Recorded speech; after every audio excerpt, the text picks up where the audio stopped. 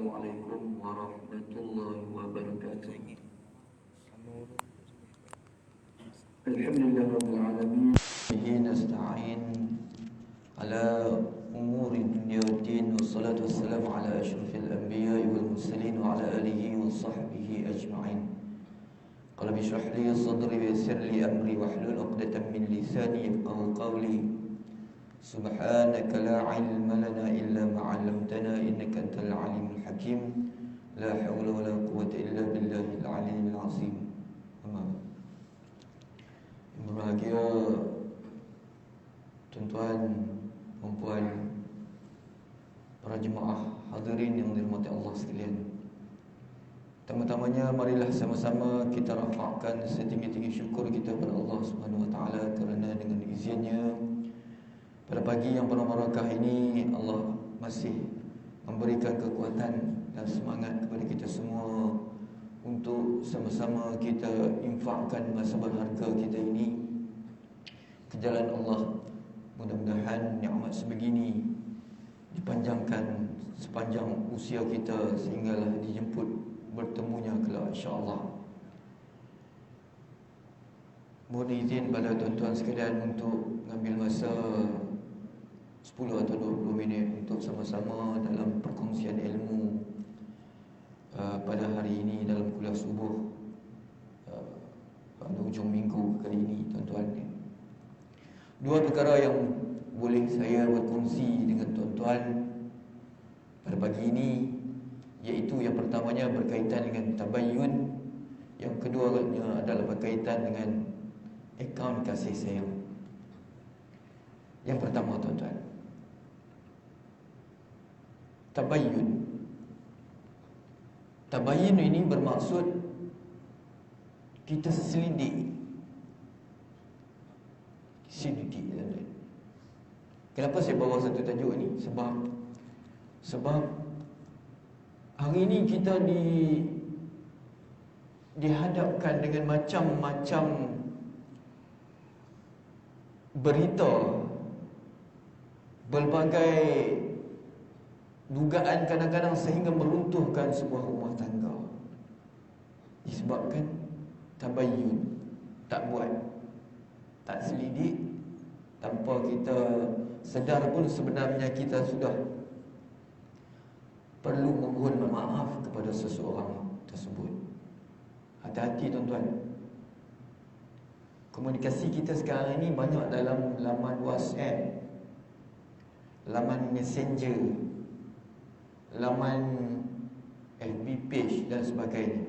Semua tu mengundang kepada fitnah, kepada orang yang ketiga. Kadang-kadang bila sampai saja kepada kita berita-berita yang seronok kita dengar, seronok kan?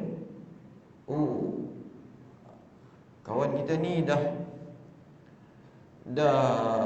meninggal, kita pun send habis, semua orang dah ucap kat dia.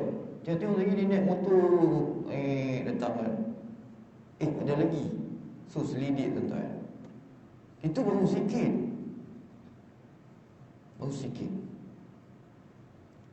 Saya bawakan satu kisah bagaimana perlu tabayyun ini. Kisah dia, seorang pencuri, dia nak pergi curi keldai.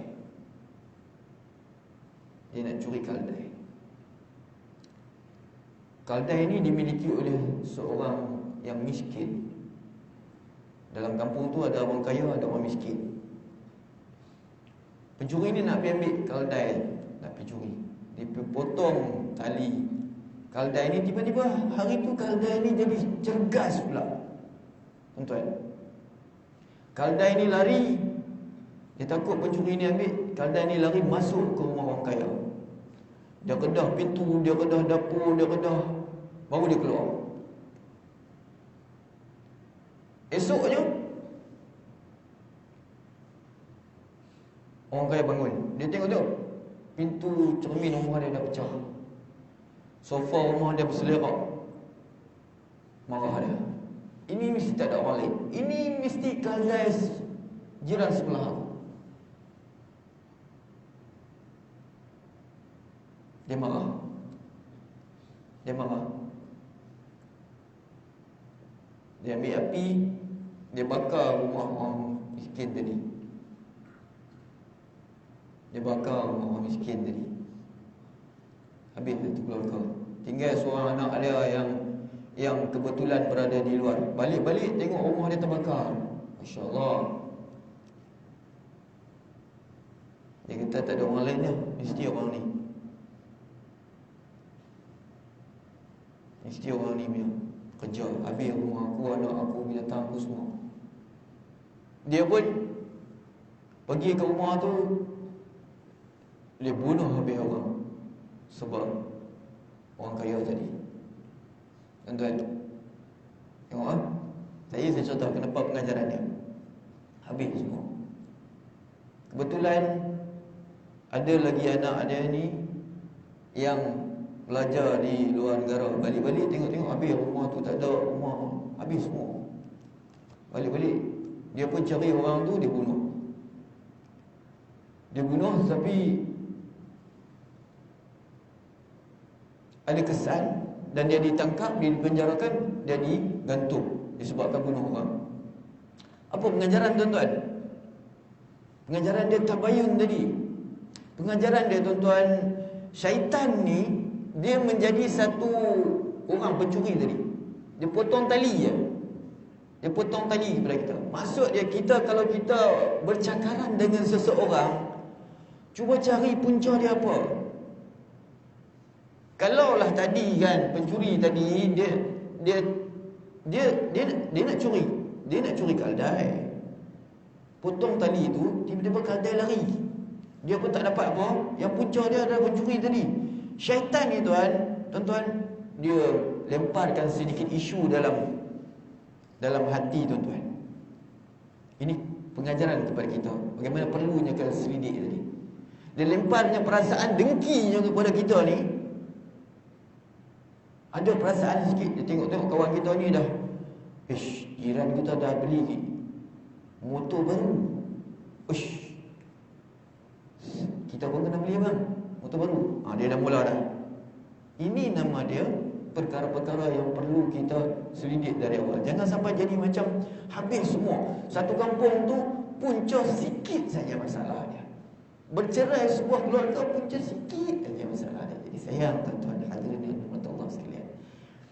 Inilah yang dikatakan sebagai menyelidiki sesuatu perkara itu amat perlu dalam diri kita untuk kita lebih tenang, lebih sejahtera, lebih melayari kehidupan hidup kita dengan lebih mendatangkan kebaikan.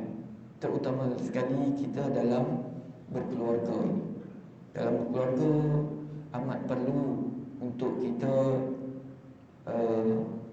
mengetahui dengan baik apa yang dilakukan oleh seorang suami, apa yang dilakukan oleh seorang isteri, supaya tidak berlakunya perkara-perkara yang boleh mengundang kemurkaan Allah Subhanahu Wa Taala dan juga boleh meruntungkan sebuah rumah tangga. Janganlah sekali-kali kita menjadi ejen yang membawa kepada berita-berita yang tidak baik sehingga menjadi keburukan dalam satu persahabatan dan juga talian keluarga tersebut.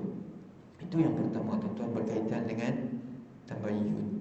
Hati-hatilah dalam usaha untuk kita menjadikan hidup ini sentiasa berharga, dalam usaha untuk menjadikan kita umat yang sentiasa taat kepada perintah Allah Subhanahu Wa Taala. Yang kedua tuan-tuan, yang kedua berkaitan dengan akaun kasih sayang. Apa ni?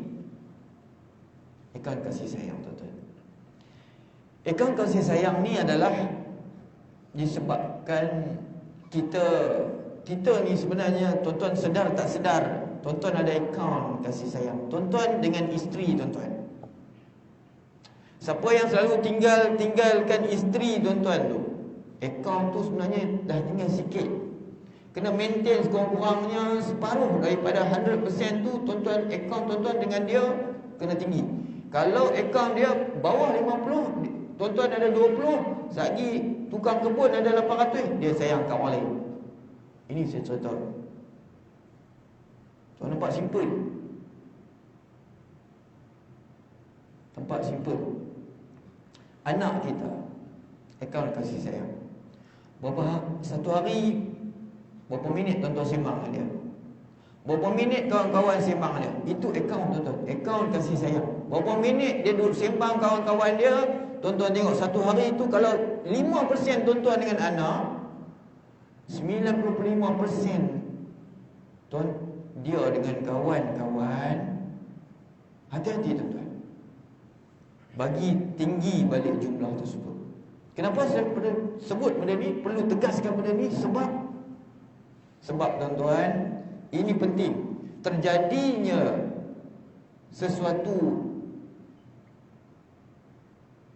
hambarnya hubungan, tawak hati, orang kampung saya cakap, kepada isteri ni.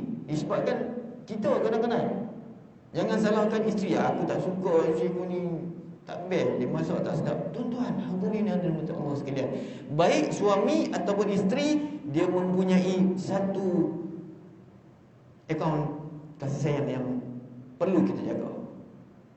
Yang ni kena tambah balik. Kalau tuan-tuan tiba-tiba kena posting ke sandakan, isteri kita di Lumut, selalulah call, supaya hati dia, kolam cinta dia sentiasa dengan diri kita.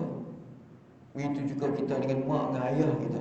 Ini saya katakan sebagai akaun kita, supaya senang kita urus diri kita. Tahap kita tu kat mana? Poinkan level kita tu berada di mana.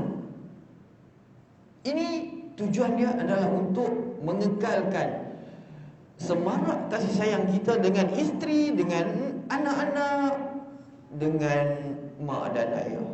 Jelas kita nampak semua benda tu. Ini perlu dalam hidup kita. Sebab apa?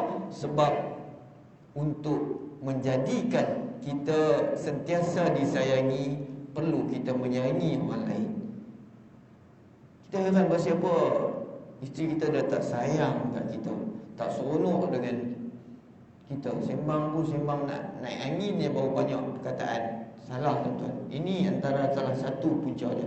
Akaun cinta, akaun kasih sayang hidup kita tu sentiasa kita penuhkan 80%, 90% dengan isteri, dengan anak-anak. So balik nanti lepas subuh ni sembang dengan isteri, puji isteri, dia akan masak pagi ni. Puji anak-anak, dia akan study pagi ni. InsyaAllah tuan-tuan, inilah yang perlu kita jadikan dalam hidup kita. Saya rasa tuan-tuan boleh faham semua benda ni. Tujuan dia adalah untuk kita jadikan dalam hidup kita ini perkara-perkara yang boleh mendatangkan manfaat, yang boleh membawa satu keberadaan kita tu di kalangan masyarakat. Mak ayah kita, isteri kita, anak-anak kita ni perlu kita tengok bagaimana untuk kita jadikan itu kelaziman hidup kita untuk lebih tersusun dan teratur gaya hidup kita sehari-hari. Hari ini saya tak bawakan cerita tentang indahnya hidup bersyariat sebab saya terfikirkan dua perkara ini sebelum datang subuh tadi. Saya nak bercerita dengan tuan-tuan dua perkara ini. Jadi sebagai kesimpulannya, dua perkara yang saya sentuhkan tadi kaitan dengan tabayun, tuan-tuan ambillah berat, ya. Ambillah berat, selidikilah setiap berita yang sampai kepada tuan-tuan. Janganlah menjadikan kita ni sebagai pendosa yang terpaksa kita mohon keampunan kepada orang tersebut sampai ke hari akhirat nanti. Tuan-tuan, kadang-kadang kita forward mesej yang tak benar tu berkaitan dengan ustaz, berkaitan dengan ustazah, berkaitan dengan guru kita, kaitan dengan anak-anak kita sekalipun. Benda yang tak benar, Masya Allah, kesian. Hati yang terguris, hati yang tak betul dia buat benda tu sangat kecewa, sangat rasa tak selesa dan sebagainya. Yang keduanya berkaitan dengan diri kita. Kasih sayang kita ni hanya Allah Subhanahu Wa Taala yang layak memberi kasih sayang yang sebenarnya kepada kita. Jadi penuhlah diri kita, akaun kasih sayang kita dengan sebaik mungkin. Tuan-tuan dengan isteri, penuhlah kasih sayang. Buatlah aktiviti yang boleh mendatangkan, mengeratkan kasih sayang dengan isteri dan anak-anak kita. Mudah-mudahan kita beroleh keluarga yang sejahtera, bahagia sentiasa. Saya doakan semuanya beroleh semangat yang begitu dalam usaha untuk kita menjalani kehidupan bersyariat dan menghayati indahnya kehidupan sentiasa dalam bersyariat ini. Yang baik daripada Allah SWT, yang buruk dalam hal itu adalah kekurangan, kelemahan saya sebagai manusia biasa. Saya mohon keampunan. Sekian, wabillahi taufiq wal hidayah. Wassalamualaikum warahmatullahi taala wabarakatuh.